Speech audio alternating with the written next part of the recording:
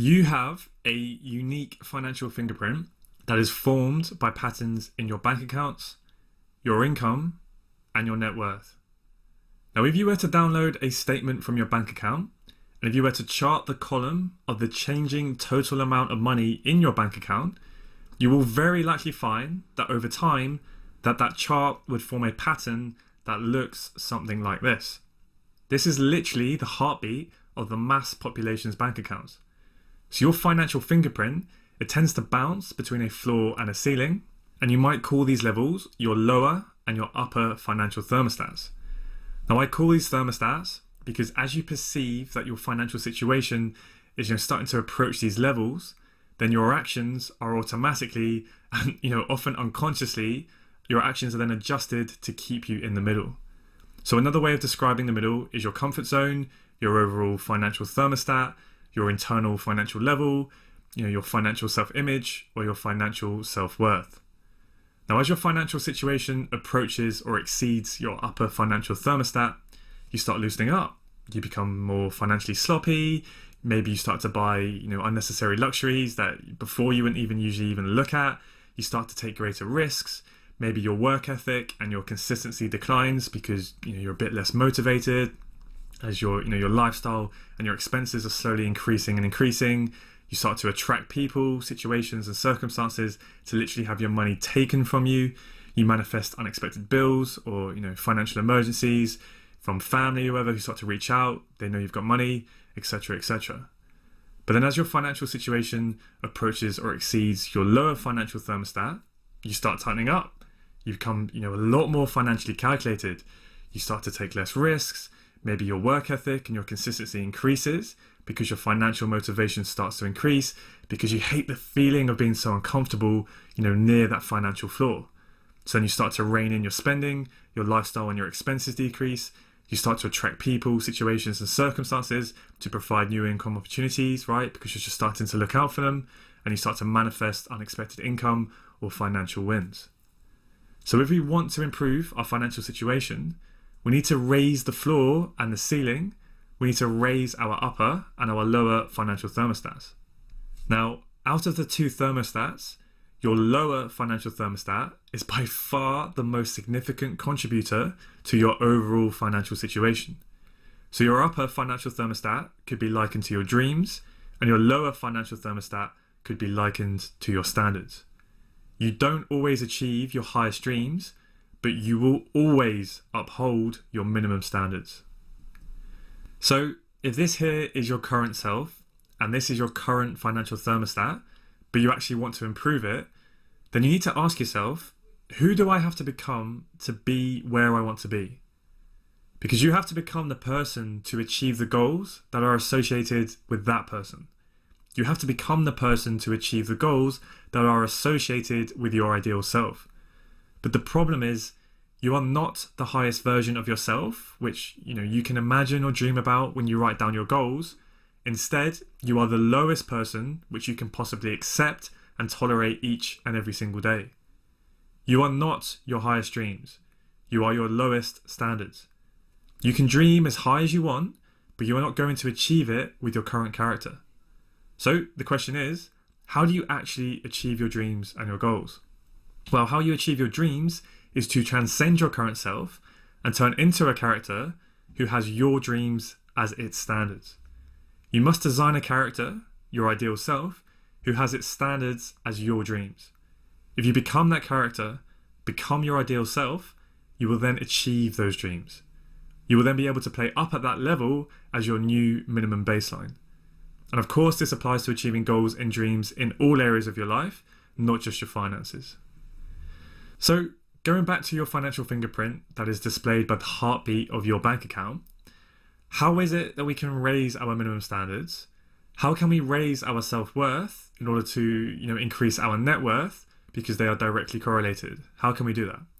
Well, there's a lot of psychology behind this that we will discuss at a much later point in the program, but we'll leave the more, esoteric stuff aside for now, and we'll just focus on something extremely practical that you can literally implement right this second, that I can absolutely guarantee will change your life if you implement it.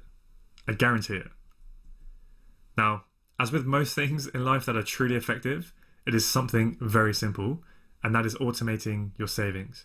Yes, boring, I know. It's not that sexy, but I promise you there is almost nothing else in your financial world that you can do that will guarantee you success with building your savings up and building your financial net worth and raising that minimum floor. So what you're going to do is you're going to pick a percentage of your current income that you are going to save each month. So let's say 10%. So you're going to put away 10% of your income every single month, no matter what, into a separate savings account that you cannot touch. Now, if this initial allocation is too comfortable, then turn up the savings so that it sits right at the border of comfort and discomfort. But if this initial allocation is too uncomfortable for you, do it anyway. I don't care, right? 10%, everyone can do this. Now, transmute that discomfort into mobilizing new energy, new creativity, and desire to reach profitable consistency with your trading and to potentially generate other income streams. Now, ultimately, your objective is to pay as much into your savings account as possible, so you're going to be approximating 100% by the end of your earthly life. So every 3 months, you're going to increase your savings by 10% via calendar reminders and automated forced bank transfers. So you're going to log into your bank account right after this video, or you know what, pause the video right now and do this now. Go log into your bank account, set up an automated transfer from your current account to your savings account, right? That goes out on the same day every month, ideally when you get paid, right? Whether it's 10% or whatever figure you have chosen, just do it right now. No excuses. Literally pause the video, go and do it. Right? Hopefully you've done that. Now what you're going to do is you're going to set a reminder in your calendar to remind you to increase your savings rate by 10% every 3 months. So literally grab your phone and say, hey Siri, please put it in my calendar to remind me to increase my automated savings by 10% every 3 months starting from today. Right? And now your phone and your calendar, hopefully if it's synced up, is going to remind you in 3 months' time to bump that 10% or whatever figure you started on, you're going to increase that by 10% every quarter. So you're just going to keep nudging it up a little bit and a little bit so that you are raising your lower financial thermostat, your lower floor, your minimum financial standards, just that bit more every 3 months. So what you're essentially doing is just simply multiplying your previous savings percentage by 1.1.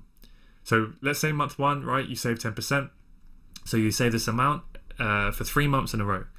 Then after that 3rd month, in month 4, you take that 10% and you multiply it by 1.1. So that gives you 11%, right? So essentially you've just increased that 10% by 10%. So now what you're doing is you're saving 11% of your income for another 3 months. Then in month 7, you bump it up by 10% again. So now you're saving 12.1% a month. Then in month 10, right, 3 months later, you bump that up by another 10%. So now you're saving 13.1%, right? And so on. So you are probably wondering, what on earth does all of this have to do with a free lifetime subscription? Well, yeah, sorry, that was essentially a little bit of a clickbait title to a degree, but, in all honesty, if you implement and execute this, which is an extremely super simple but extremely effective financial strategy, I guarantee it will make you a shitload of money over time.